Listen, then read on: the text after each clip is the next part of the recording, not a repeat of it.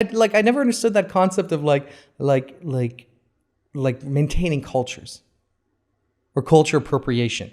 I'm like, if it works and it's good, take it on board. This is insane to me. Insane to me. The whole idea of cultural appropriation is just insane to me. Because literally, creativity lives when you mix things. That's where creativity thrives and lives and breathes, and you get awesome and cool new things. The idea that you are not from Japan, so you should not even think about wearing or eating sushi or doing anything from the Japanese culture, that is just so ridiculous to me.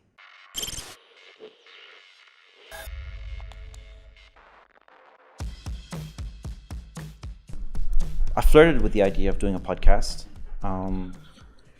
It's fantastic. Look, it is. I guess I just think it's, one, I don't have the space for it. Two, the thought of having to find an interesting guest every week is just, it's very overwhelming. And I can imagine it might be difficult for you as well to find interesting guests. So easy. Maybe it is. It's just not in my DNA. So easy. I have a Filipino girl from Upwork, and I tell her keywords to put in LinkedIn, and then she shows me a bunch of resumes or accounts, and then I just look through them and I see which one do I find that clicks with me, I find interesting, and that's how I found you. And it's really that simple. It's like a look. I suppose it is. It's just not in my DNA. Yes, they're recording. No, the keys aren't with me. So they're either in the car or they're with Akashi. All right. So the way the recording works is that we have these 3 cameras, and they're connected to a switcher, an ATEM. Which is brilliant about the switcher and ATEM is that in post, if they're not pressing the buttons to switch the cameras, they can fix it in post. Oh, because you got all 3 feeds basically. Exactly. So it's not a tricorder. No. Ah, very good. So it's super. Are these red cameras? No, these are Blackmagic. Oh, right. Okay. I have an issue with red. Yeah. What's the issue? I think they're the way they treat their customers is just horrendous. So see, this is all the stuff that I have literally no interest in. Really? When I mean interest, I mean like I think it's interesting that you're talking about it. But the thought of having to go source the cameras, figure out what goes where, do all that, it's just too much. Such an enjoyable process. Like if someone did that for me, I'd be happy to sit down and talk for hours and hours and hours. I'm good at talking. That's fine. But all this stuff, I have no interest. Do you not enjoy puzzles? I love puzzles. Just think of it as like puzzles with electronics. Here's the thing. I don't have time for puzzles. and that's you live in Bahrain. I don't believe that for a second.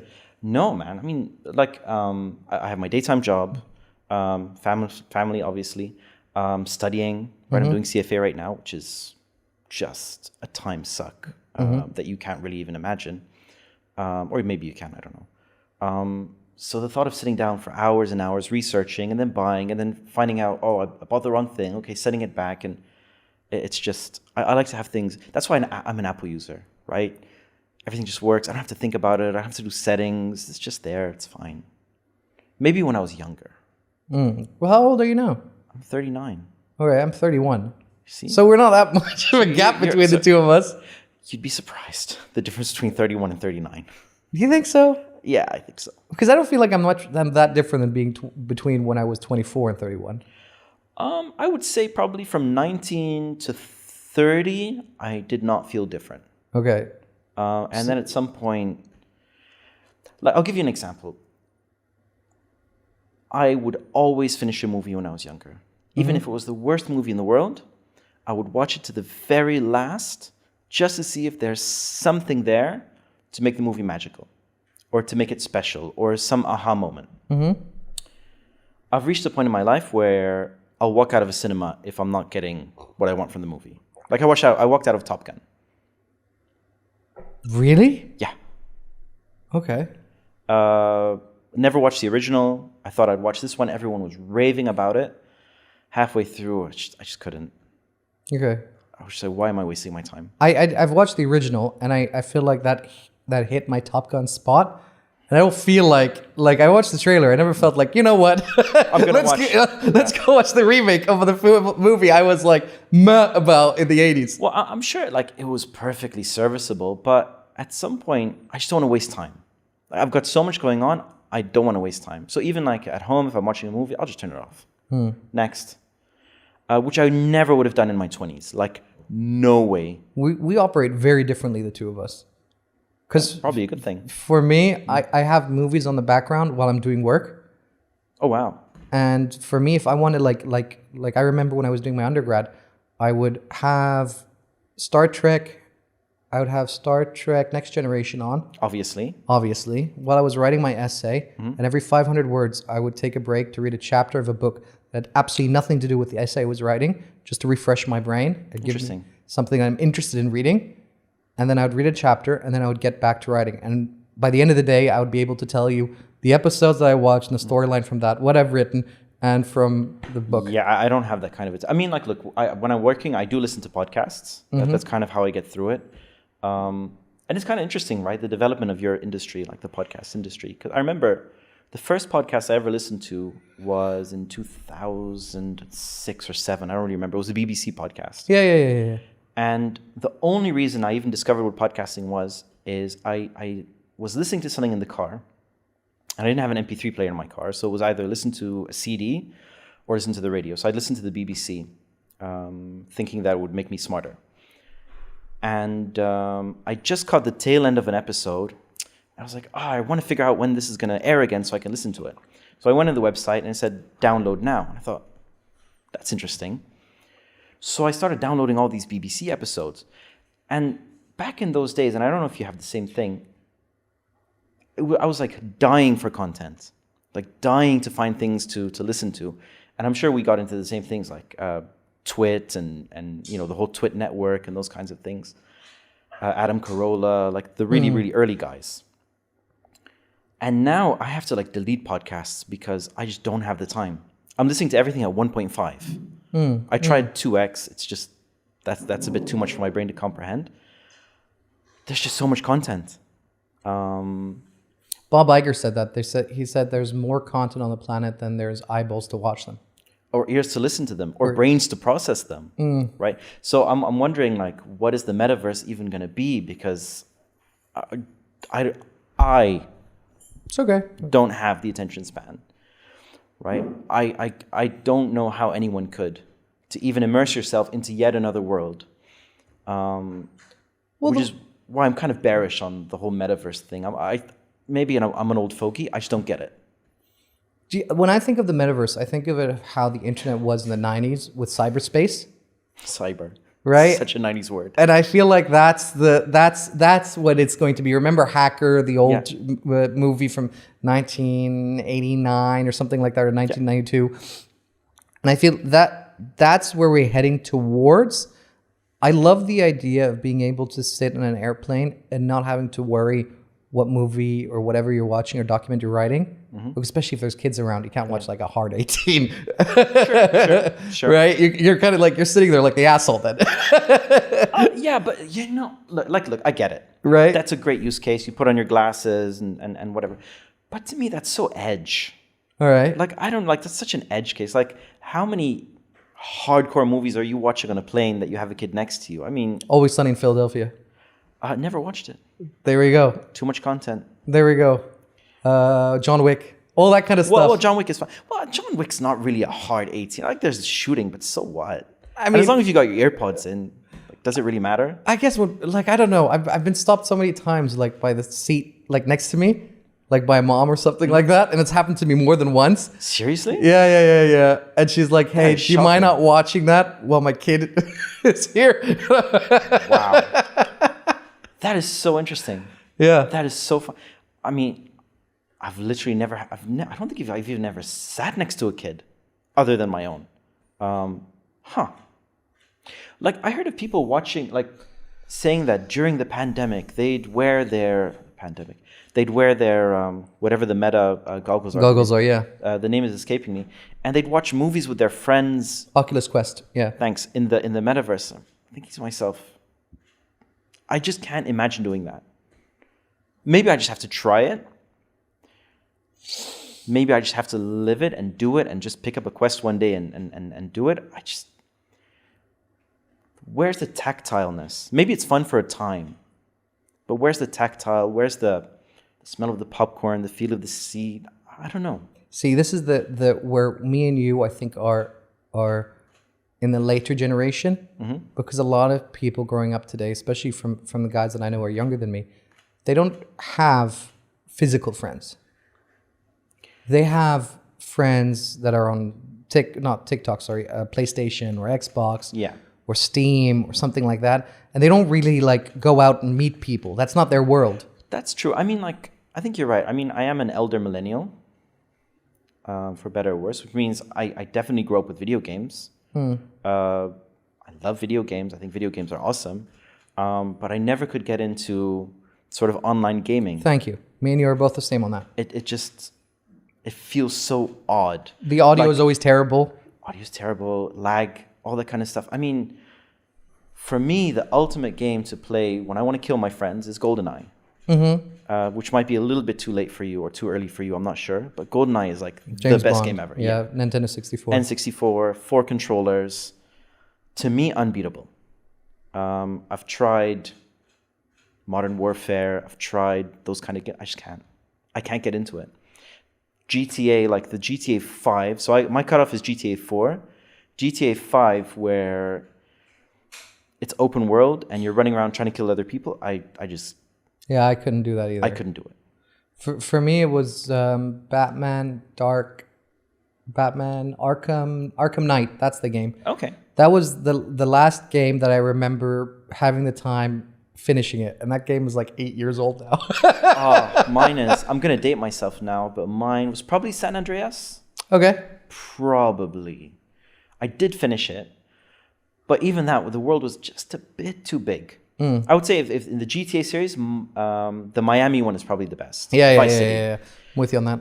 Size was perfect. Open world, but not too random. Like the thought of playing Red Dead Redemption. I would never buy that game. Like riding my horse and walking for 6 hours. Like, what is even the point?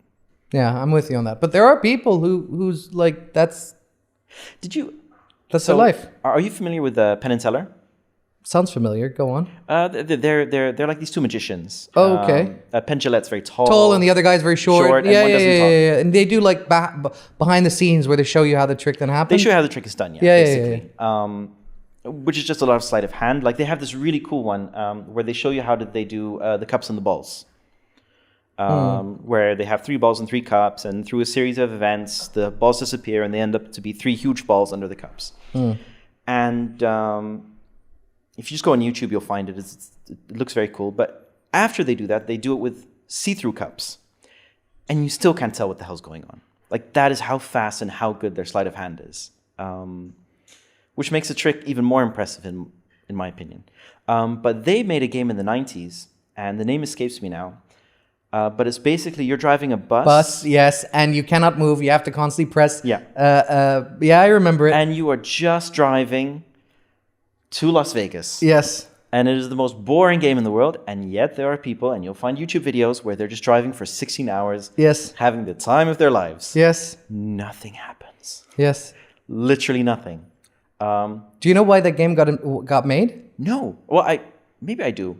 Tell me, and maybe a little spark of memory. They made it as a protest. Because one of the arguments that the government was currently going at, like how they did against the comic books in the 1940s, sure. They said in the video games that they're breeding violence, they're corrupting the youth, and so to protest that, they said, "Well, we've made the most boring game ever." Yeah, we made the most safest game ever made. It's a 16-hour bus ride. Yeah, that's very Penn Jillette. Yeah, that is very. And that's exactly the reason why they've made it as a. That's so funny. That's so funny. As a fuck you to the government. I love it. Violence in video games. Has it ever been proven, the correlation?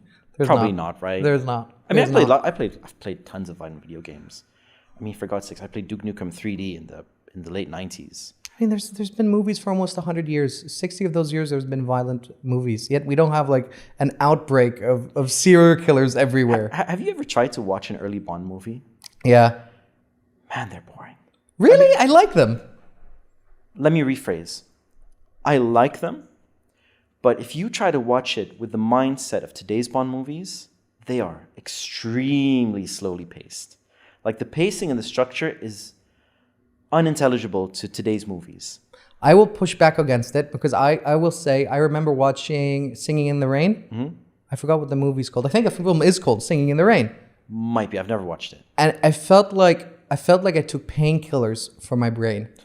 Because it just was so relaxing. You weren't being like fed a message. Well, and that's the thing. That's why I said if you watch it with the mindset of today. Yeah. Because like in Dr. No, for example, there's, I think, a 2 or 3 minute scene where he's checking into his hotel. Where it's basically like, hello, Mr. Bond. Well, hello. The usual room? Yes, the usual room. Blah, blah, blah, blah. Can I get this? Yes, sure. Nothing to do with the plot. It's just James Bond is checking into a hotel. I feel like that's so relaxing. If you have the mindset, it absolutely is. But if you're going in there thinking you're going to watch Daniel Craig kick ass, no. Like 100% no. And it's quite nice to see sort of the juxtaposition. Even if you watch movies from the 2000s, what did I watch the other day? The Losers. Matrix? Oh, okay. The Losers, it's kind of obscure, but it keeps coming up on my Netflix for some reason. They probably got it for cheap and just want me to watch it. There's such a 2000s vibe that I didn't realize there was in the 2000s, which is a lot of jump cut action, a lot of putting the name of the place where they're going in like very stylized graphics, a lot of very quippy dialogue, which Marvel doesn't seem to have let go, but very painfully quippy, like super American. I never realized there was a 2000s vibe, but there is a 2000s vibe. And it is shameful. Hulk is also a really good reference. Hulk, the 2003? Yes, you'll when you see the cuts. Yeah. And when there's like a scene where it comes out and it's like a multicam kind of thing, like, oh, that's how that used to be like. Yeah. And then there's Tokyo Drift as well, which especially the clothing and the cars, the attitude. Tokyo Drift. Oh my God, you are bringing back memories. I watched Tokyo Drift. They didn't have anyone except Vin Diesel at the very end to sort of say, oh, by the way, we really are a Fast and Furious movie. Yeah. Everything after that, I have no idea what's going on. If you asked me to not name them, the naming convention is actually pretty easy. If you asked me to tell you the plot, other than must get thing, fast car, go fast, and we're all one family, I wouldn't be able to tell you. I don't think it has the one family part. That I think in that series, that's the only one that doesn't have a family angle. Well, the Tokyo Drift one, the Tokyo Drift one does not. But it's that weird cousin. But apparently, somehow they managed to bring Tokyo Drift back into the main timeline because some dude in Tokyo Drift became part of the family. I don't know. Yeah. Well, the white dude from Tokyo Drift, he was the guy who died. No, Danny? Paul Walker, I think. No, he was in 1 and 2 and 3, possibly, and 4, possibly. Oh, really? Yeah. I fucked that up. Can I get an ashtray and some cigarettes and a lighter, please, Danny? He got cut out of... Okay, hang on. You're going to really test my memory. He was unable to finish 5, I think, which is Fast, 5, Furious 5. Is that the one he died in, or he just... I think that's where he died, and his brother, who kind of looks like him, was put into the scene where they all say goodbye, something like that. Do you think he applied for Fast and Furious 6, the brother? I'm sure he was sitting next to his phone day in, day out. Just waiting for that phone call. I bet you. I feel like he was like conflicted. Like, should I reach out to them or? Where he had his mobile phone in his pocket and like when you have that phantom vibration where he was like, yeah. No, it's not happening. Poor guy. And then they got The Rock and wow. I'm sure they must have had he must have had that dialogue being like. What do you think about The Rock? How do you feel about The Rock? From what angle? As an athlete or as a movie star? Just what do you feel about The Rock? He's not really an athlete anymore. Now he's a movie star. I mean, I know he's a gym guy, and I'm sure his Instagram is full of great athletic stuff. But let's say his personality now, which is big movie star guy. I see Rock as a poor replacement of Arnold Schwarzenegger. That's how I look at The Rock. Yeah. Because that's what his archetype is, right? That bodybuilding, huge muscle guy. That's what he sells at. That's what he sells his ticket off. That's a direct lineage from Arnold. I think Arnold made a lot better movies, hell of a lot more memorable movies than The Rock did. Which he's milking. The Rock or Arnold? Oh, which Arnold is milking. Like, he's retired. What do you want from him now? Well, look. So when Donald Trump got elected president, and they needed someone to fill in on The Apprentice, or to take over rather, they got Arnold, which is probably a very bad choice anyway, because what does he know about business? What does he know about business? But fine, they just needed a big celebrity. And his 2 or 3 catchphrases, I don't really remember, were not "you're fired," it's "hasta la vista" or something like that. Hasta la vista. Yeah, baby. And "get to the chopper." Which is like, dude, come on. I'll be back. It's also a very famous one. Which is like, come on, dude. And like he kept like Terminator 2, Terminator 3, Terminator 4, Terminator 5, I'll be back. Come on, dude. Like get a new line. I mean, if he's paying him, are you really gonna get in between him and his food? If it's money that's on the table, why should he take it? Let me put it differently. Guys in the writer room. Yeah. Do a better job. Well, I don't think they even have to, because the IP is so powerful. They know they can just sell tickets. I went to Terminator 3. I went to Terminator 4. I went to Terminator Genesis. Was that the latest one? No, what was the latest one? There was Genesis, and now it's... Revelations? No, that was a series. Oh yeah, there was a series as well, which was... With that... With that female robot, yeah. No, that was Terminator 3. Salvation. There was one with a female robot that was a TV show. There was? Yeah. Oh, that was Salvation? Yeah. It had like a young like teenager. It was weird. It was a weird TV show. Okay, it's all again sort of flowed in and out of time and become something else. So what's the latest one? They just had one where they like CGI'd. Oh my god, please, that's so cringy. Please just close it. Do not put my LinkedIn. Why are you so worried? Dark Fate. I actually like Dark Fate, by the way. I knew there was a Genesis. Genesis or Genesis or whatever you want to call it. Which, whenever Hollywood tries to do, the OS is going to take over the world, is so bad. But the Dark Fate was good. I really like Dark Fate. But I never understood that complaint that I hear from a lot of people where they're like, oh, it's not like the IP is ruined or whatever else. You're not like sitting there going, I'm going to go watch like a Sundance film and feel like watch a movie that's going to like give me an emotion. Do you know what I mean? People are just like... I'll tell you what. I'll tell you what it is. And actually probably Predator, which is... So the original Predator, which is just Predator, is one of the best movies ever, in my opinion. Sure. And I mean that from a structure, script, holistic kind of point of view. You could either love it or hate it, and that's fine. But I think it's kind of a perfect movie. It's very much a perfect slasher movie or a perfect horror movie, kind of. And the conceit of Predator was basically really, really badass alien with lots of technology that's out to hunt, much like we hunt lions or we hunt buffalo or whatever you hunt, deer. And our best, most elite guys have to try and kill him. Sure. And in the end, the technology didn't really matter, right? It wasn't really about the technology. It was sort of about the will to survive and all those kinds of things. In the end, it was really literally Arnold outsmarting the alien, not having a bigger gun or a better gun or anything like that. Predator 2 was pretty good. Same kind of conceit. In the end, Danny Glover, a middle-aged guy with a debba bigger than mine, had to beat the Predator, and it's fine. Predators was pretty good as well, which was the one on the alien planet. Then you get 2019 or 18's The Predator. Garbage. Hot garbage. I would say anything after the first one was trash. No. Look, Danny Glover, come on. But they built on the lore. The tension was there. They just milked the IP. I wouldn't call it milking because they changed the setting. It was different. They didn't sort of bring Arnold back and say the Predators are back and you're the only one who can stop him. It was still sort of that mystery, that building up. What's going on, right? Which is the first 3/4 of the original Predator is basically what is happening.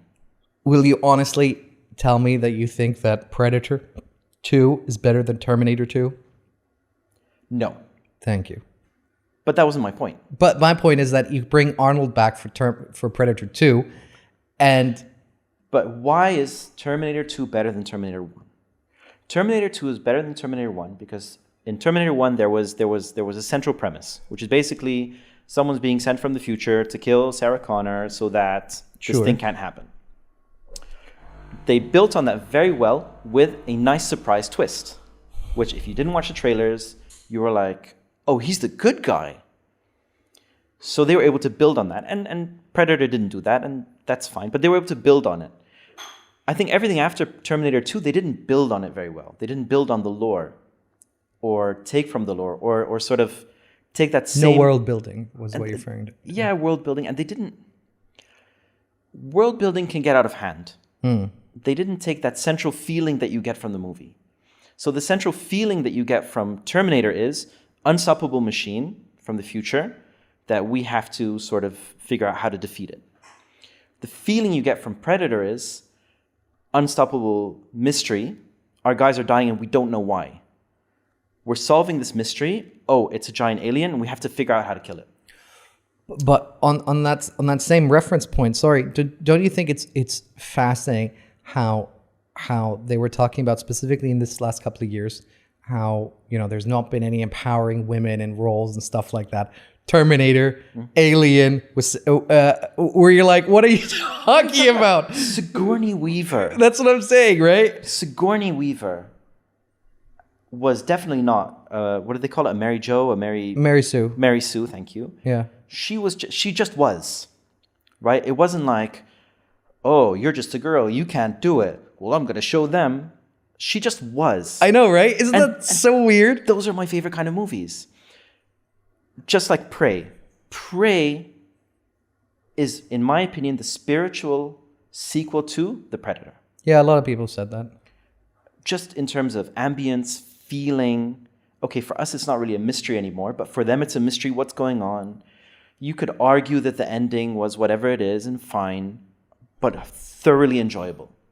The Predator was a hot mess. It was everything in the kitchen sink, horrible dialogue, zero mystery about what's going on from the perspective of the characters. Not from our perspective, obviously. But in Predator, Predator 2, Predators, and Prey, from the perspective of the characters, they have no idea what's going on. They are trying to solve a mystery. Why is everyone dying? What is that vague thing that's happening over there? How come we're finding all these animals gutted and inside out? Why are we on this alien planet? Like that's the theme of Predator. The Predator, and that brings me back to sort of my original point of why these movies are less enjoyable, because you said, well, what are you expecting from a Terminator movie?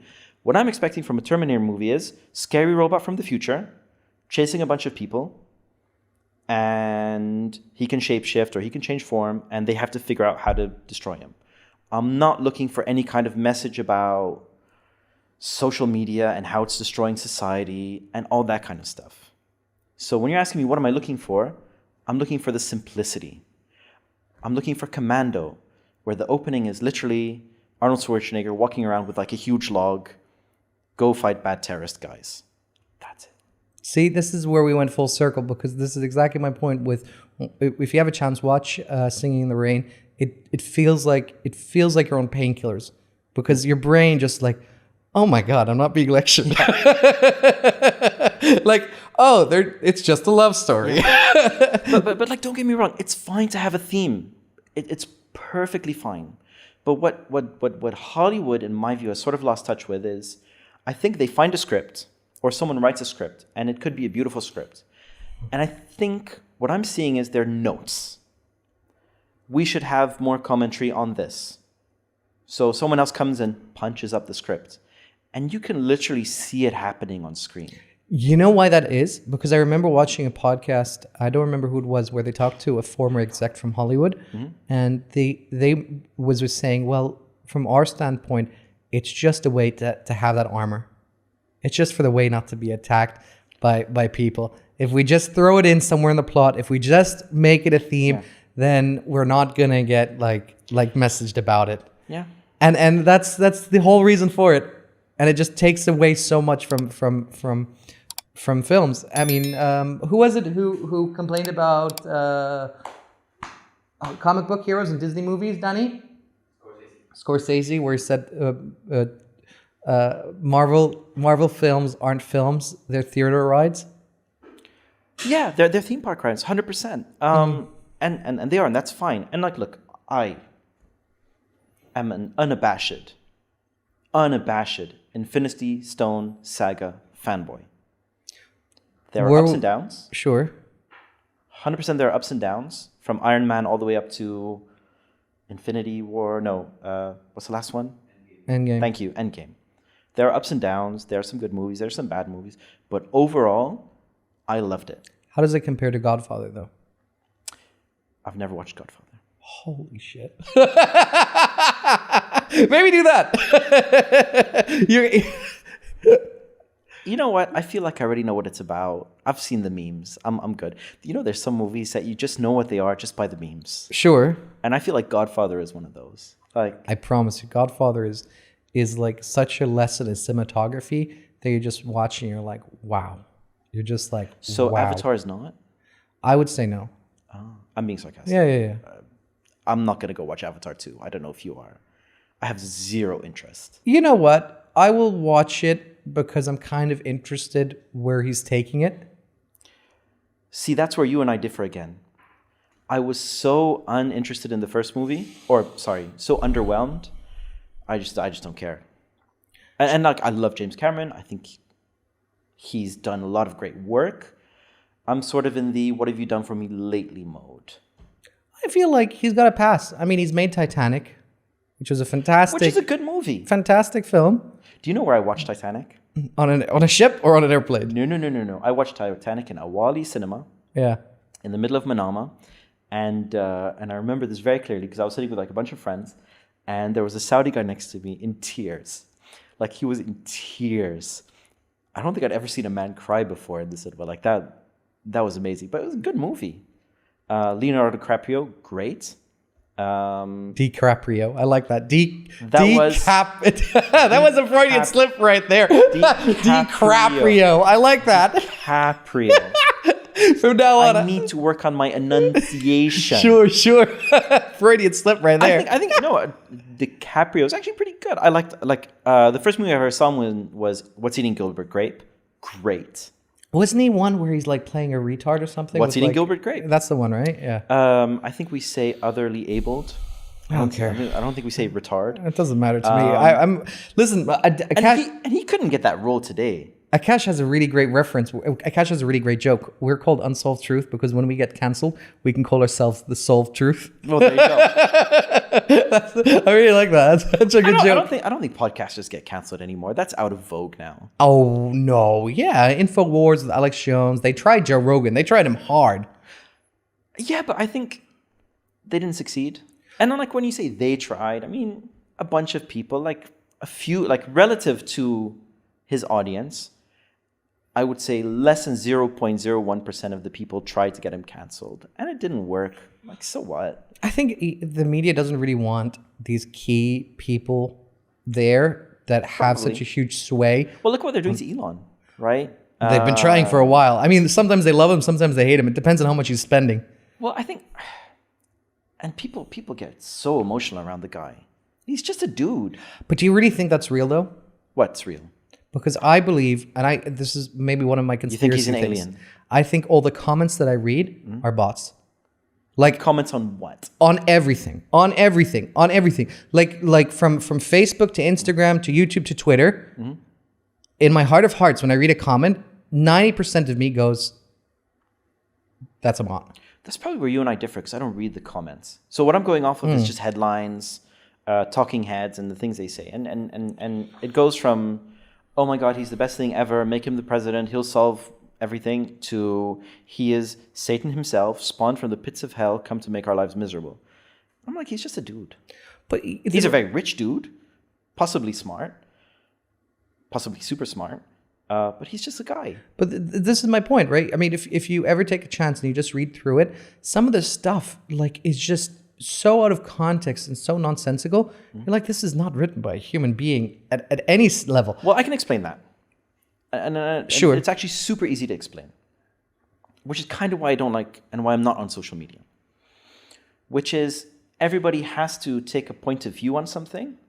And once they've taken that point of view, they cannot deviate. So, for example, Elon. A lot of people took the point of view that he's a fraud way back in the day when he took over Tesla. There's something called, I don't know how deep into these things you are, but there's something called Tesla Q. Sure. Who basically were shorting Tesla into oblivion from 2012 probably to about... Bill Gates was shorting Tesla. Yes, Yeah. 100%. And so their point of view is basically that he's a fraud. So once you have that point of view, you cannot deviate from that point of view. So whenever there's a success, you have to explain that success away through something. So whatever it is, let's say... You're talking about cognitive dissonance. Yeah, you have to explain it away. Otherwise, what you said earlier is not True. factual. Yeah. So you explain it away with something else. And then you build on that and build on and build on that. And it happens very slowly and it happens over time. And then suddenly, you know, you're wearing a tinfoil hat going, well, he's... QAnon.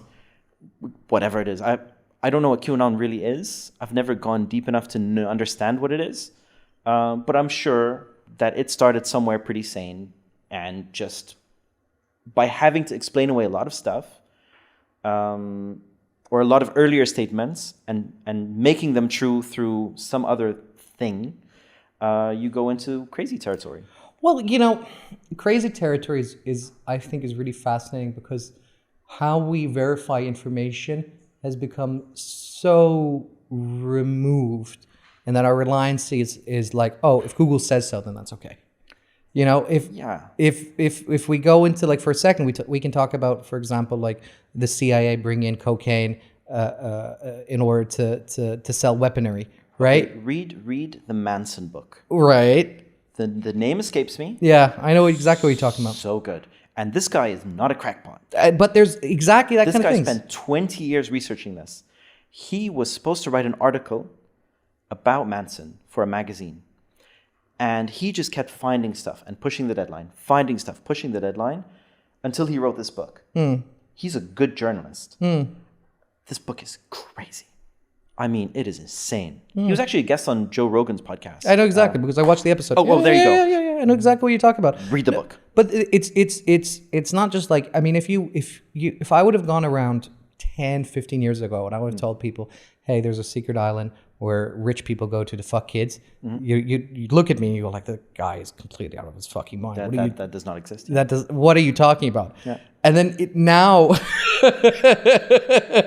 even into now, right? With what's this guy's name again? It was... Hey, hashtag Jeffrey Epstein didn't commit suicide. Didn't commit suicide. Thank you very much. But even now, when you talk about like Jeffrey Epstein, they go like, no. That was only like, they only had dinner. And well, like, what are you talking about? And this is the insidious part. So... By the way, nobody knows what happened to those videotapes. All those videotapes somehow disappeared. No one. Maxwell went to jail, but what happened to all those tapes? What happened to the little black book? Yeah, all that disappeared. Surprisingly, she's alive, so I think she's cut a deal. I think she saw which way the wind was blowing. No, I think they're worried that she might have like a dead man switch on her. Either of those things could be true, but she's still in jail. So if she did, that we know of, effectively. Perfectly good statement. And this is the problem. So here's the major problem with why these things happen. And probably what recently happened to Paul Pelosi is a perfect example of this. So if you're not into American news, Paul Pelosi was recently attacked in his home by some nut job with a hammer. Paul Pelosi is the husband of Nancy Pelosi, who's the Speaker of the House, and very much hated by the right in the U.S. She's done also her husband did some very questionable trading. No, he did some very good trading. Why is it questionable? Well, it's questionable. There's no question about why he did the trades. Yeah, well, yeah. So what's the question? The guy knows what's going on. Exactly. Before anyone else does, so he puts on trades. Absolutely. It's called also insider trading. So I think that's the issue. No. There is a very specific regulation around insider trading, which I'm sure he does not meet the threshold for. The threshold is that you have inside knowledge of the market, what is not publicly available to otherwise. And so if well, specifically related to the company. So if you know that something's going to happen to an industry, that is not insider trading, my friend.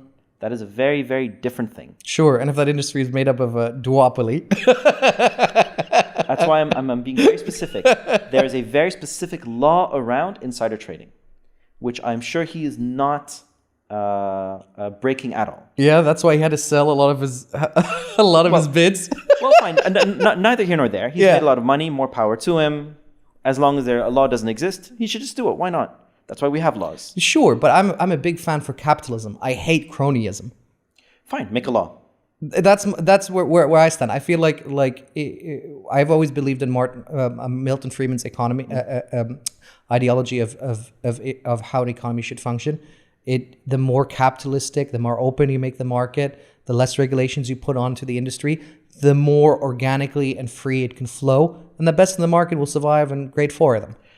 The more restrictions and laws you put in place, the more you benefit a subsector of people. Put a pin in that thought. Sure. We'll come back to that because I want to finish sort of the Paul Pelosi. Go ahead. So what basically happened was he was attacked.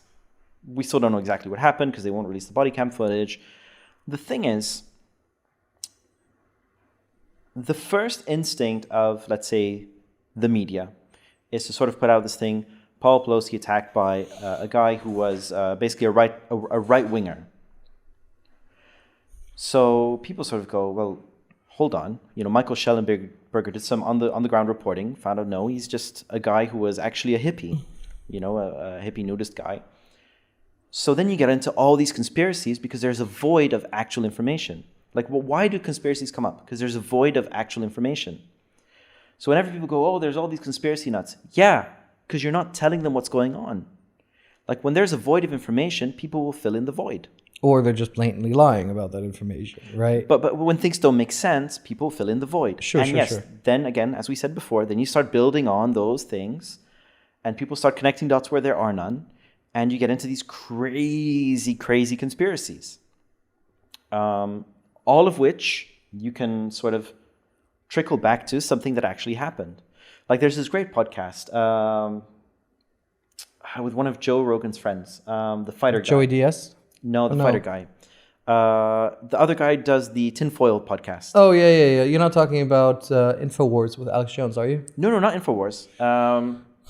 Alex Jones was quite incredible. Sam Tripoli with another guy. And the whole premise of the podcast is basically conspiracy guy, thoughtful guy. And they sort of go back and forth. And sort of the through line is every conspiracy is rooted in something, MK Ultra, something that really happened where there's a void of information, so people have to fill in the blanks. And I would say that all conspiracy theories are a failure of the media and, let's say, journalists to fill in that void with proper and real and full information. Do you know, on the subject of MK Ultra, do you know who Ted Lewinsky is? Ted Lewinsky? The Unabomber? Can you look him up? I think it's Ted Lewinsky. No. Yeah. Is it Lewinsky? It's Ted something. Ted... Not Ted Bundy. That's a serial killer. No.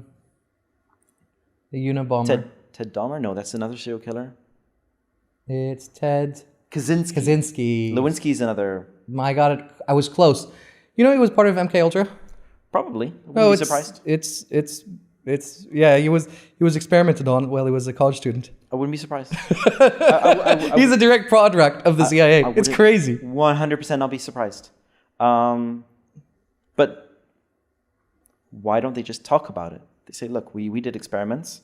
We done messed up. Sorry. We'll do better next time. And that's how you get these crazy. And that's how you get these crazy. So a lot of people believe that there's a one world government that's controlling everything. It's called bloodlines. Yeah. Have you ever dealt with a government? Yeah. Okay. Do you think anyone in government is capable of organizing this? But do you not see there's a difference between top level and bottom level? I've met top level people. I'm sorry. I mean, at the very top? Top enough. Sure, but there's recently a picture. There's literally just like Like yesterday, there was a video released where President Joe Biden was trying to give a speech about what's going on in the Afghanistan issue, and they had a bunny, like an Easter bunny, come out. That was earlier this year. This was like 2 days ago. He came out and then like shoot. No, bro, this was earlier this year. Was this because I just saw the video yesterday? Well, it's recently come up because it was on Joe Rogan's podcast again. I can't remember which episode. It was the Halloween episode. But no, this was Easter. So somebody's directed that bunny to shoo the person away from the camera. Well, here's the thing. There's two ways you could look at it. Either it was just coincidence, which it could be. It could literally be that he's like waffling on about something, and it's like, can you get the president? He's supposed to be here talking to these kids. It could just be, okay, he's talking to reporters, get him out of there.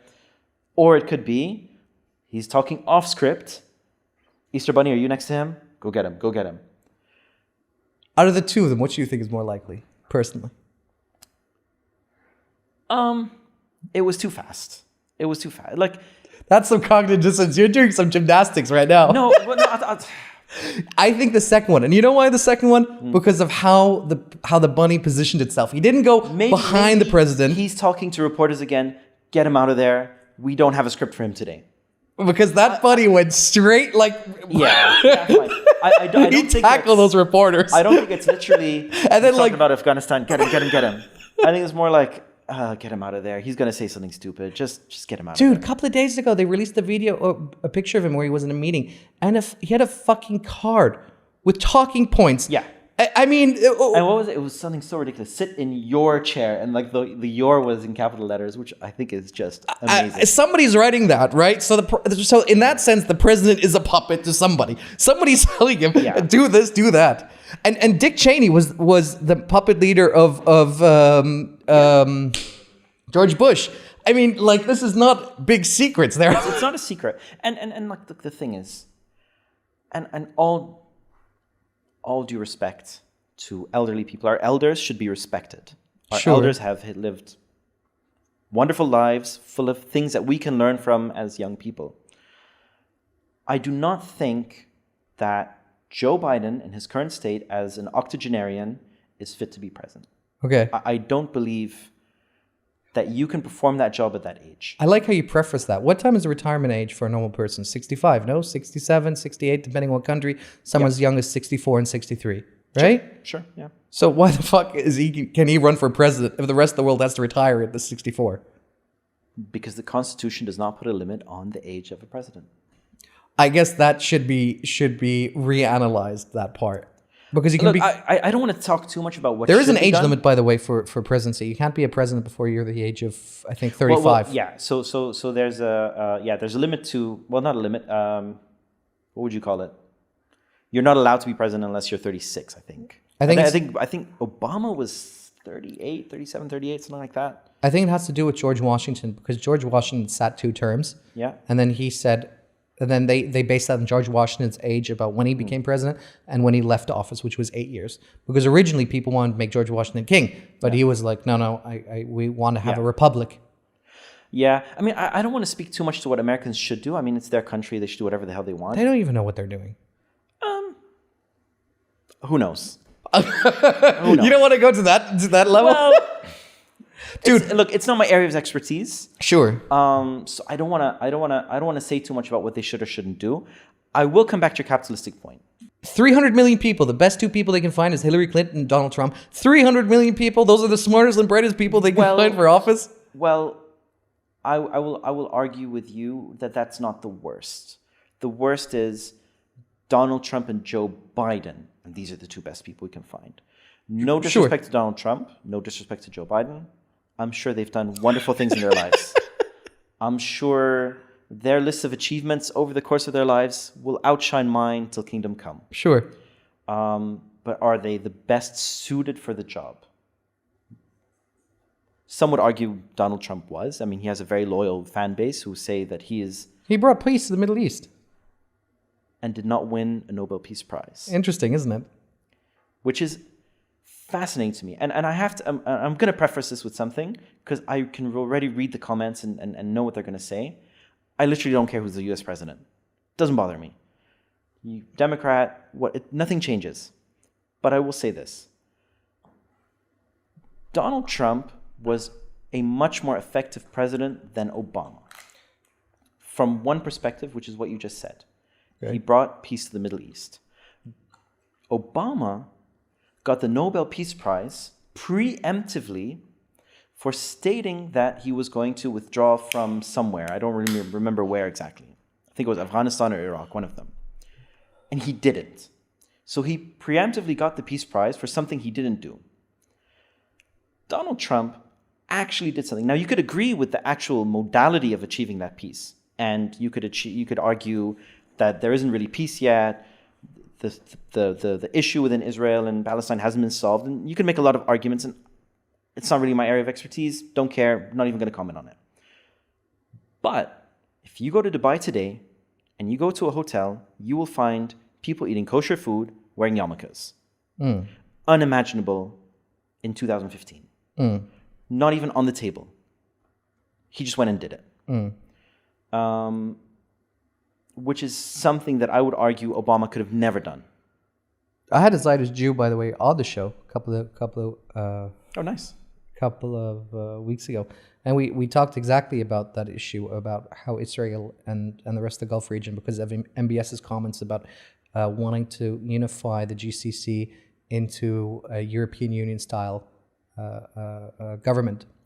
Look, it would be great. It has to happen. Well, okay, I'm going to speak now as a European. Sure. Which is probably more my area of expertise. Sure. Europe is great. Okay. I love Europe. I like how you preface that. Yeah. Let's hear the but. Let's hear the however. Europe is great. Okay. What's that quote? Everything before the but is a lie and everything after the but is the truth. Europe is great. Being able to travel from my country to any country I want by car, على طول, no stopping except to use the restroom in a petrol station, is beautiful. It is beautiful. Being able to transact in the currency, beautiful. Having sort of a common basis of law, beautiful.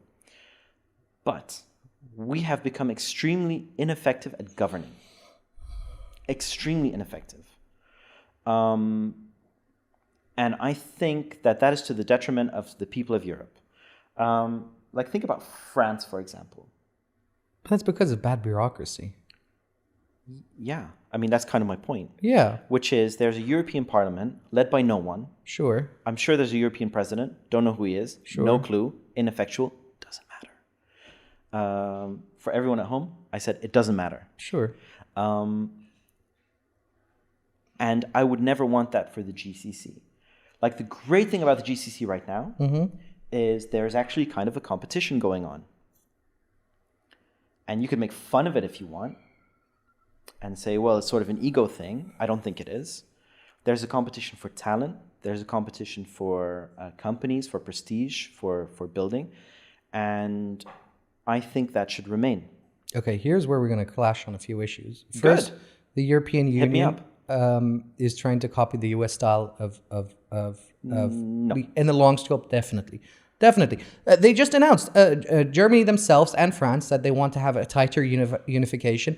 They want to introduce their own FBI into the European Union. They want to unify their military force. Well, they should. Well, okay. Well, what stopped it, though? They should. What stopped it, though, was who?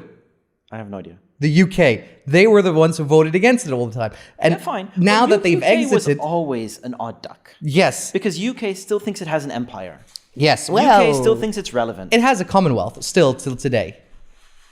It does. Okay. Yeah, it does. Sure. Canada is part of the Commonwealth. Australia or New Zealand? One of the two is part of the Commonwealth. Sure. A bunch of small islands still. Uh-huh. And... Great. I can't wait to hear what Micronesia has to say about the UK. Okay, who cares? The UK is basically a third world economy with a great financial center in London, where everybody loves to go and spend money. Sure. 10% of the GDP is directly contributed from London. Probably more. Direct. I didn't say indirect. Just direct is they are languishing. Even probably, in my view, worse than Europe.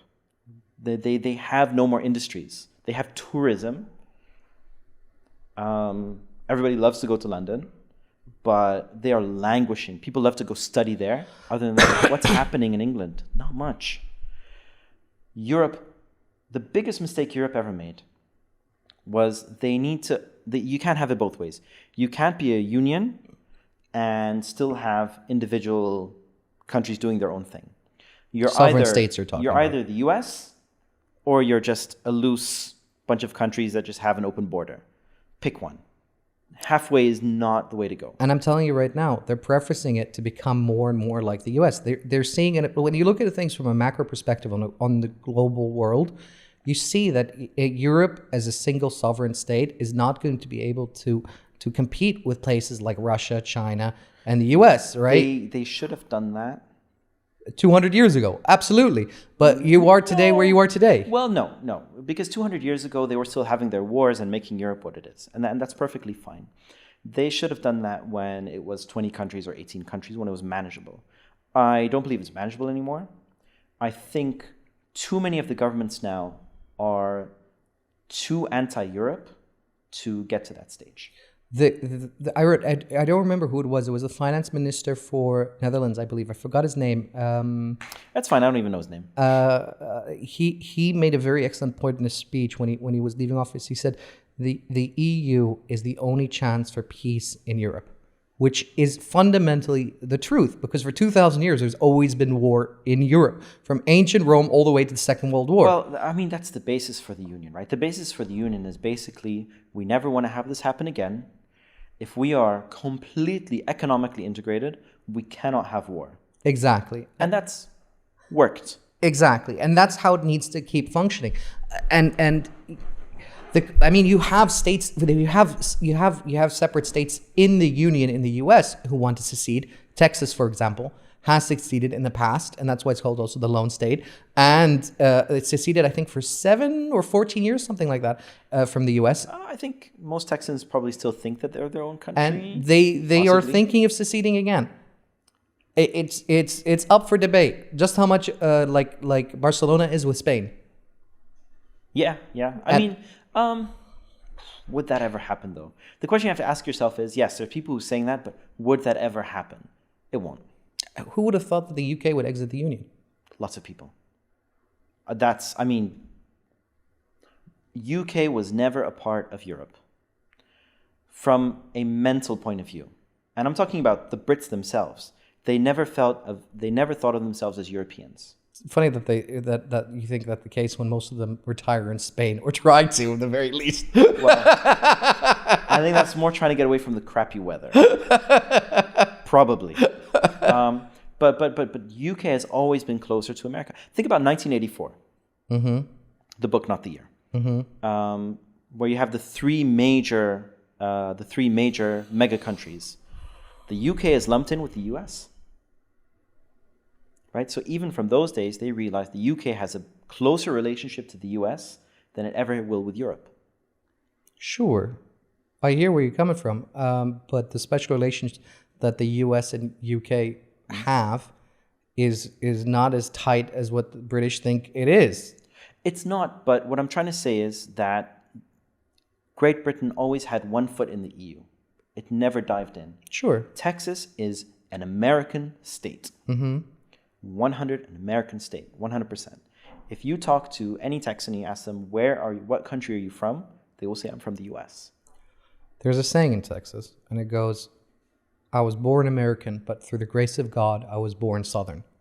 So there is this preference right there. Preference is there, but what I mean to say is that the state legislature, the governor, et cetera, they all participate in everything that happens in the US. Don't forget there was a civil war. Federally. Oh, that's a long time ago. It's not that long. 200 years is not that long. Longer ago than the Second World War. I mean, the Second World War is barely even a century. 80 years. This is a really fascinating thing. What I have a lot of conversations with people in that if you look at it like closely, US is one of the oldest countries in the world. because every other country that you can think of has a change of rulership, both in Italy, which was 1886 when it became from a Pope king to independent. You had Germany, obviously, it was restructured in 1991 when the walls came down. You have Russia that was restructured after 1991 or 1989, no? Or 1989. Well, 1989 and then 1991 when the USSR fell apart, right? And even China, which was under Mao. Yeah. And then finally had its People Party around 1980 something or 74 or something like that. Well, they had the Cultural Revolution in the 70s, I want to say. Mm. Then you had Mao, and then you had... I'm not well enough versed in Chinese history, but you're right.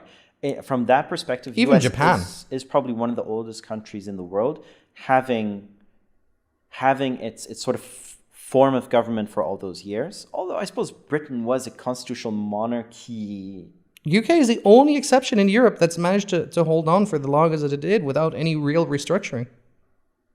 Although their kingdom, I mean, their empire has been restructured. The closest was King... Who's the current king?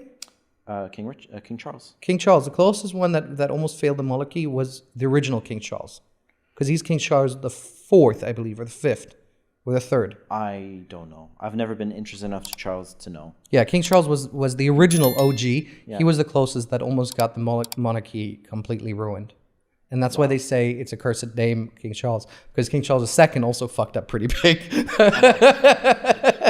Well, who didn't back in those days? I guess so. Yeah. But it's interesting when you look at it from that perspective. Well, I mean, history...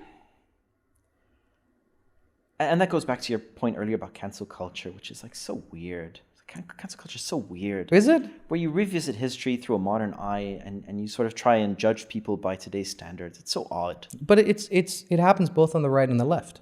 Yeah, I'm not taking it from a political point of view. I'm just saying it's odd. Yeah, because censorship also happens in Russia and censorship also happens in the US. It's just... not censorship. On different sides. I'm speaking specifically to revisiting historical events through a modern... through modern principles, modern morality, etc., etc. It's odd. It's odd to me. It's odd to me to judge people from the past with today's moral lens. Like, I can't remember where I was reading this, but do you know that our generation of children, and let's say millennials, let's say 50s onwards, are the first kind of generation where children were loved as a default? Sure. Like before that, it wasn't necessarily that you love your kids. Sure. You have kids.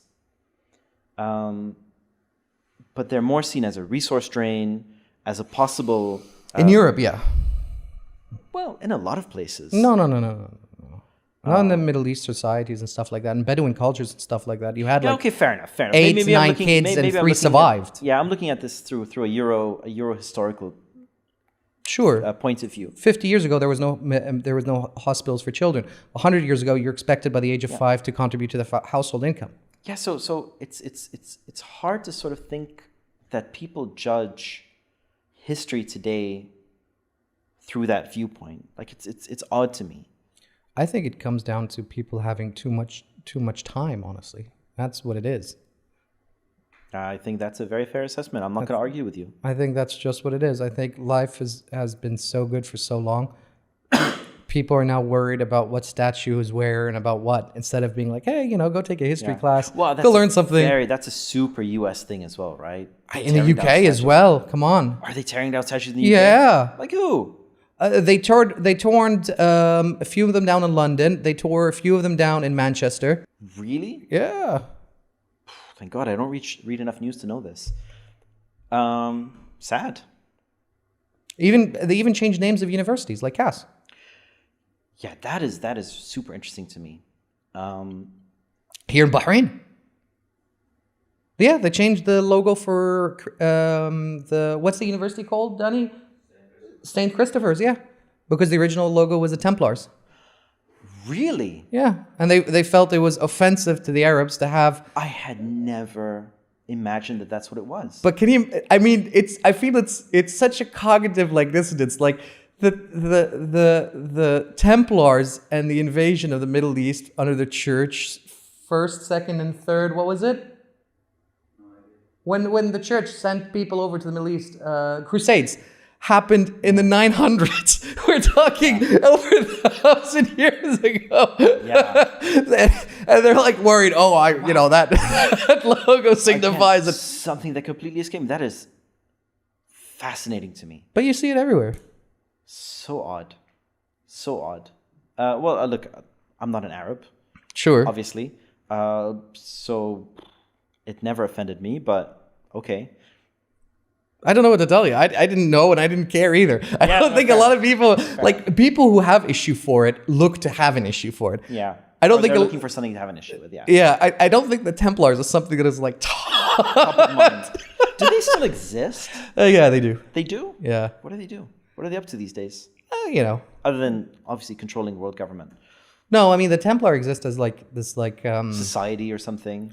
No, it exists as a society as its own thing. The church obviously also has its own vanguard and stuff like that. I mean, it's a sovereign state, the Vatican. Vatican, and they also have their own military force. Military force or police force? I they thought have the Swiss both. Guard was. They have both a military force and a police force. Police force internally and military service as well. I did not know that. Yeah. Well, it's a lot of stuff they don't keep on the books as well. Look, fair enough. I mean, I've never really been interested in the Vatican, to be honest with you. It's a fascinating place. I've looked at the Vatican. Didn't go inside. I think the lines were too big and I wasn't really that interested. Very beautiful. I'm sure they have a lot of old art that they stole from a bunch of places. Why do people have to preference that? Look, you take things that are good. If you win, it is what it is. It is what it is. You're 100% correct. That's the same. That's why they're called the spoils of war. I guess. I never understood that concept of like maintaining cultures or culture appropriation. I'm like, if it works and it's good, take it on board. This is insane to me. Insane to me. The whole idea of cultural appropriation is just insane to me. Because literally, creativity lives when you mix things. That's where creativity thrives and lives and breathes, and you get awesome and cool new things. The idea that you are not from Japan, so you should not even think about wearing or eating sushi or doing anything from the Japanese culture, that is just so ridiculous to me. Why? Because you know what it is? It's segregation on the left. It absolutely is. And there are universities right now that have only black dormitories. And they say it's for the safety of the black students. But in reality, what you're doing is segregation. That's exactly what it is. I did not know that was happening. Is that true? Yeah, that's true. Danny, can you look it up? That is pretty crazy. I did not know that was happening. The world is a wild place at the moment. It is a wild place. It's fun. It's what a time to be alive. Let me see. Let me read that. Washington State University establishes segregated dormitories. That is crazy. Black students only housing. How do they feel about that? I'd like to know how black students feel about that. This is a very thing that I have a conversation with a lot of Americans. They find it fascinating that when they go outside of America, that people just call them Americans. Like they don't preference Black American, Hispanic American, white American. They just go like, those are a group of Americans. Did you study in the States? I worked there for a bit. Which state? Atlanta, Georgia. In Georgia. And Georgia's it's one of these purple places, no? Yeah. Like I think Atlanta itself is probably blue, but Georgia is probably red? Georgia's red, but sometimes blue. Okay. Georgia was actually, I think, the state where Trump lost. Yeah, I honestly don't remember. Yeah. So what was your experience as an Arab? As an Arab? A lot of people thought I was Mexican, which was... It is what it is. I got called the son of a sand nigger, but it was like from a look without hate, just like what you are. And I didn't find it offensive. What did he say in an endearing way? No, he just was like, oh, you're from the Middle East, so you're the son of a sand nigger. And I was like, Cool. Didn't hear that, but that's interesting. And I didn't I looked him in the eyes. There was no like anger. Did he say that to get a rise out of you, or No, what was the context? He was, it just, for some thing in his head, it just clicked. It was like, oh, that's what you are. You're not Mexican. You're a son of a sand nigger. Oh. That makes sense, right? I mean, I don't think... Because I remember sitting there in the conversation with him, and I looked at him, and I was like, what? And I was like, my dad isn't from Africa. What are you talking about? He's from the Middle East. Right. And okay. And I remember looking at him like that, and but I could see in his eyes there was no like vindictiveness, no like upset, or he wasn't. I suppose intent is everything, right? Yeah, I mean, he was just a dude. He just didn't care. And I had another lady in the office who was telling me about how gay marriage is wrong, and I was like, cool.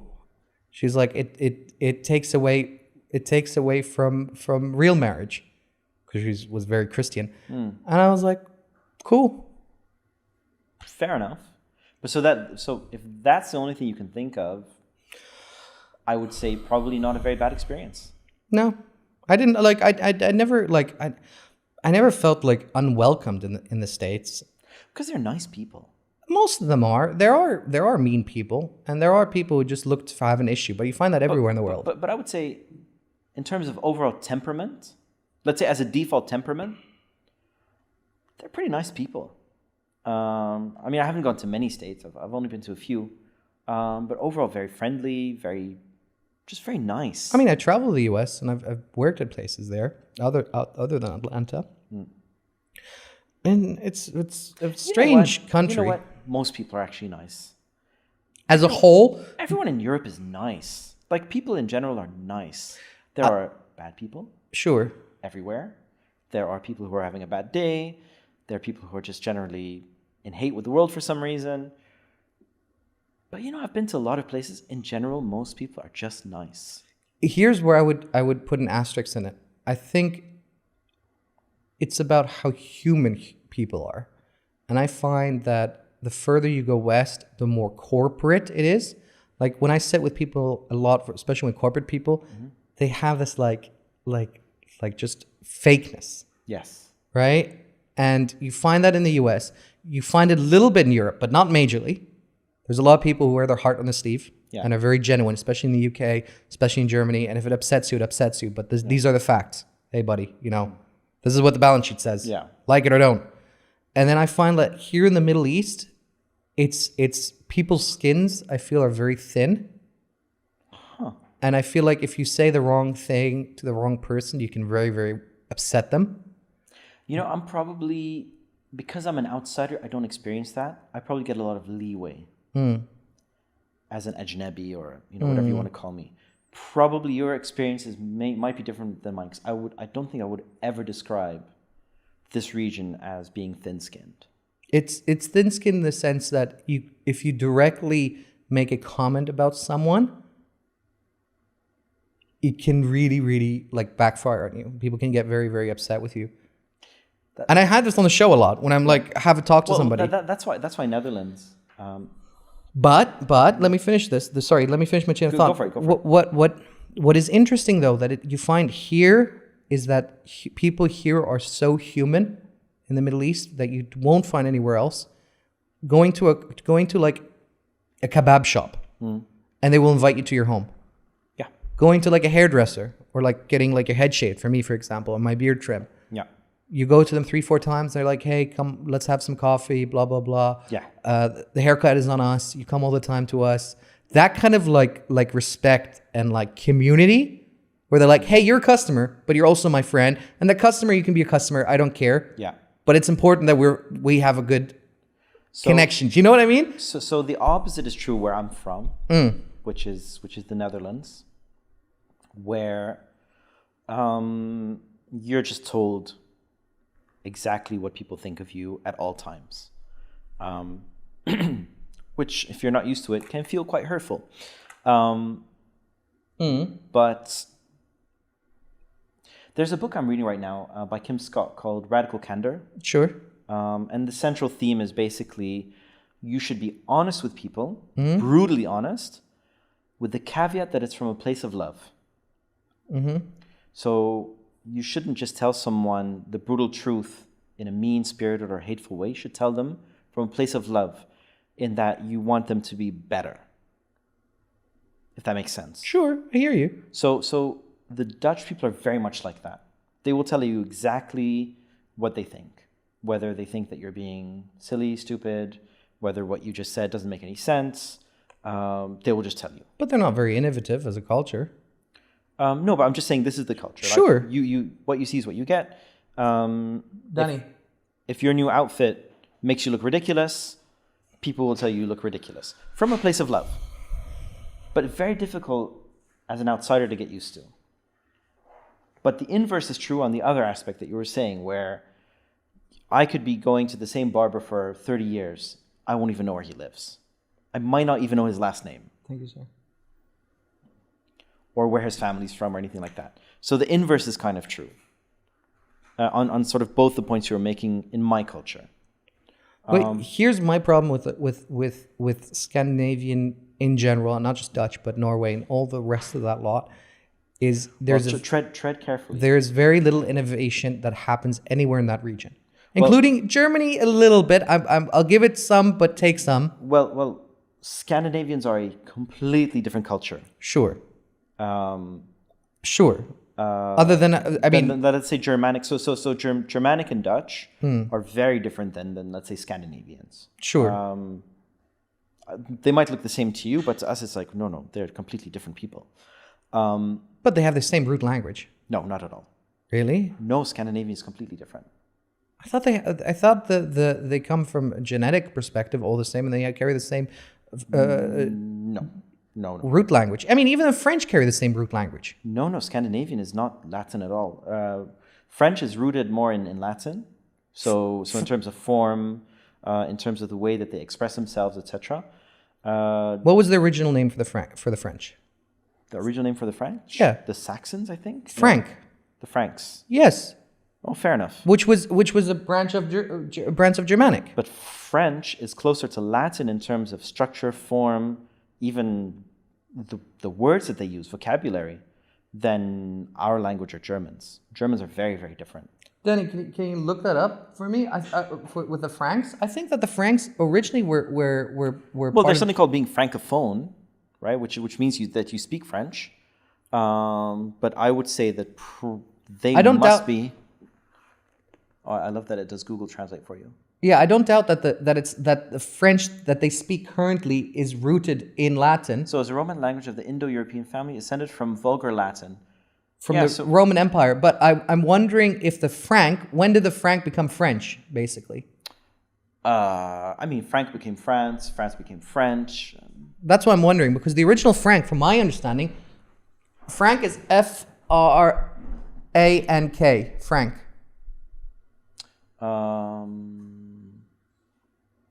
Frank to French. Can you type in when did the Frank become French? See, this is the kind of show I like doing on a podcast. Just like trying to learn something.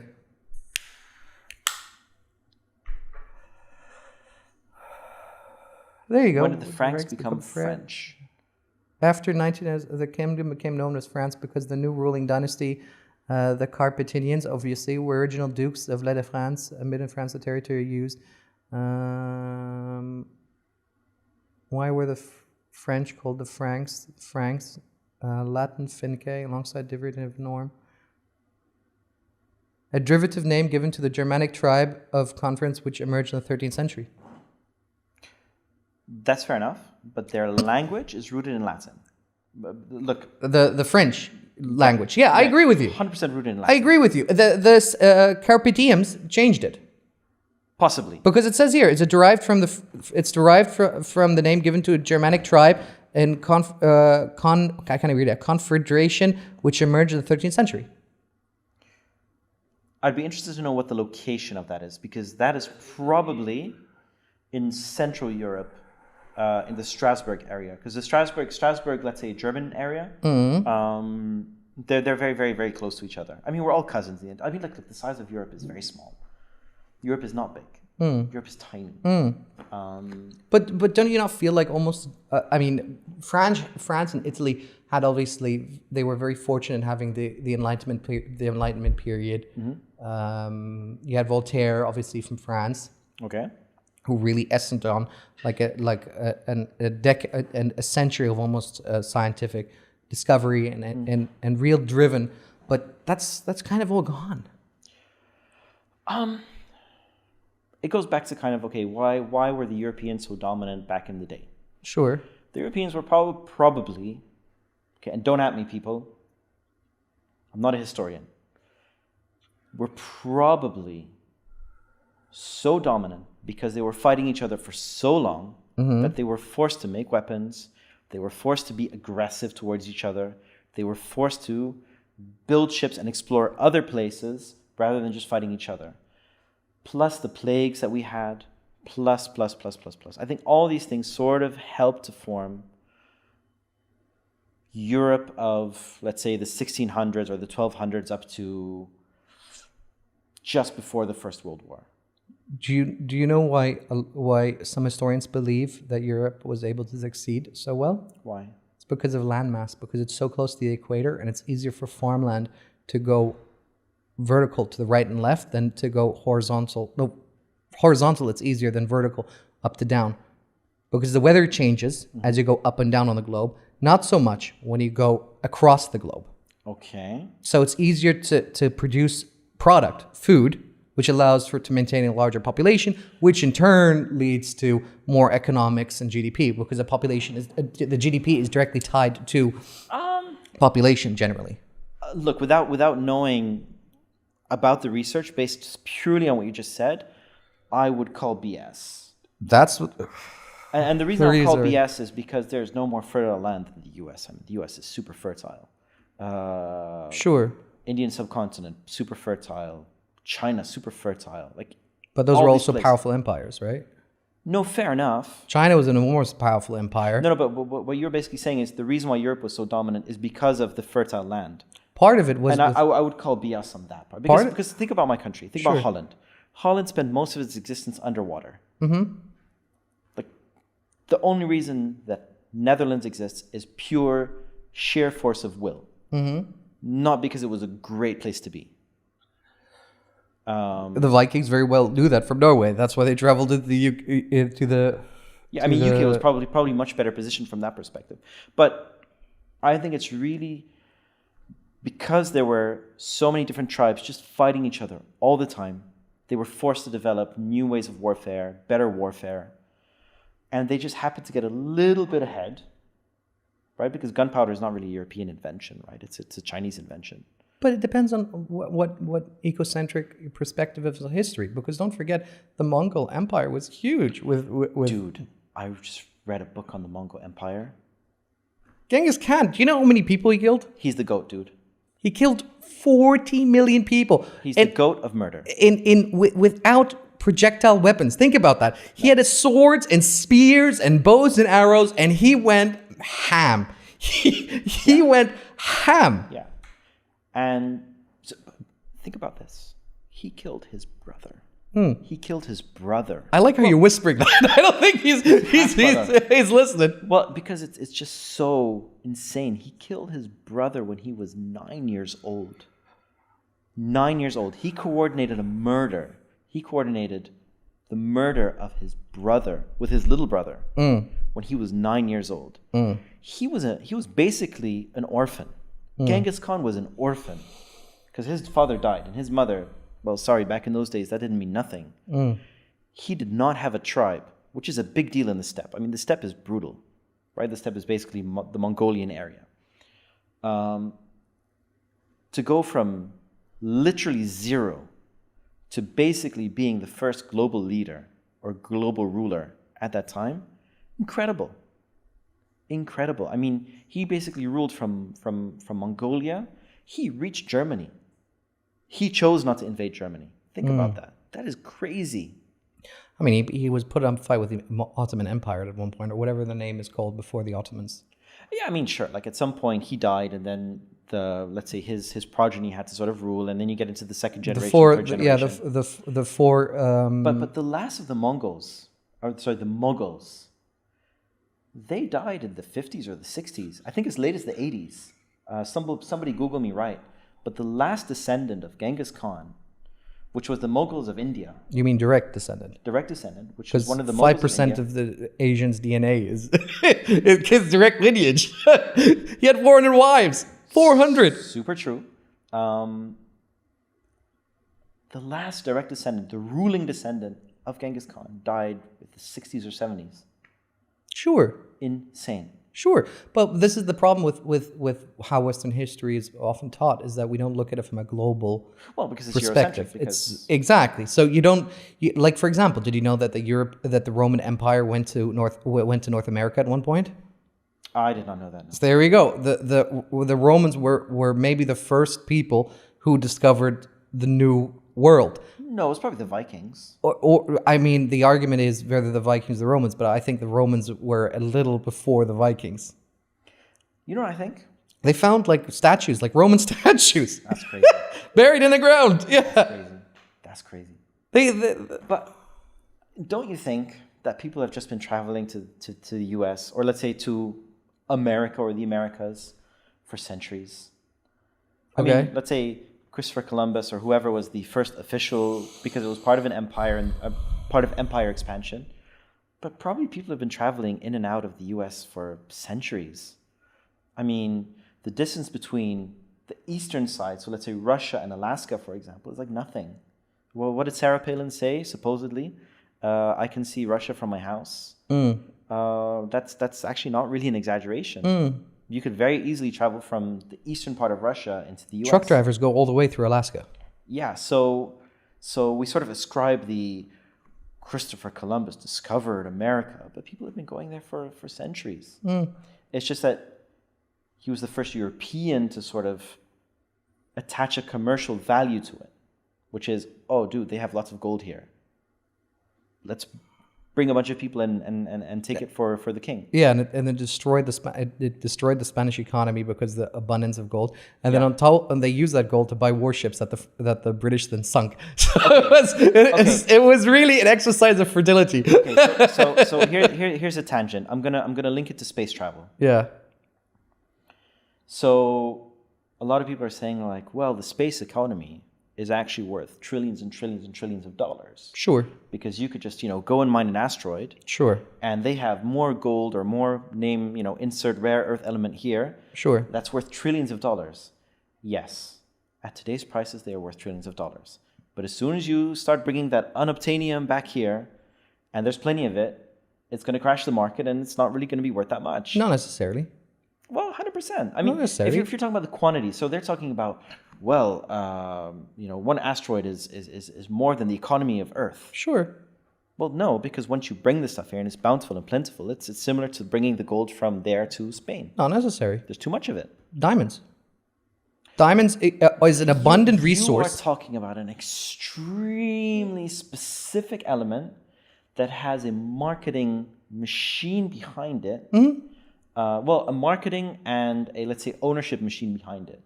That is a circumstance that is not repeatable with stuff we're talking about. Well, let's think of it from a logic perspective, right? I mean, think about from the mining in space. It's going to be really, really, really high-end technology, high risk, lots of patents. Realistically, there's only going to be maybe 5 companies in the world that would be able to accomplish it at any viable resource-wise, right? So what are those 5 companies going to do? They're going to sit there and be like, oh, we're going to see who can mine the most and sell it on the market? Hell no. They're going to sit together on a table and say, listen, we're going to agree that we're going to keep X amount of stock from those goods and we'll release it to the market at certain rates. And that'll be the end of that discussion. So it'll be like everything else. It'll be collusion and that will be the end of it. I would say highly unlikely. Collusion already exists in so many industries. No, I agree. It definitely exists, but I would argue that you're looking at it from a very American capitalist perspective. Americans ain't the only ones going to space. Everyone's going to space. It's the hottest thing in the world, right? Everyone wants to go to space. If Europe ever gets its act together, we'll probably go to space. I was talking to someone from the Saudi space program the other day. Saudi's going to space. Everybody's going to space. So I think that if it was just American companies, they'd sort of sit together like the old boys club and say, well, you get that asteroid, you get that asteroid. I think there's going to be intense competition for these resources. I don't think so, because the same is what's happening with oil in the BRIC countries. And OPEC, they will come together, like Russia and Saudi and everyone else will come together. Who sits on the biggest proven reserves of oil in the Venezuela. world? No, America. Venezuela has more oil than anywhere else on the planet. It's just terribly managed. Can you look that up, Danny? Is it US or Venezuela? No, it's I saw the list the other day. US number 1, Russia number 2, Saudi number 3, and then Venezuela is somewhere on that list.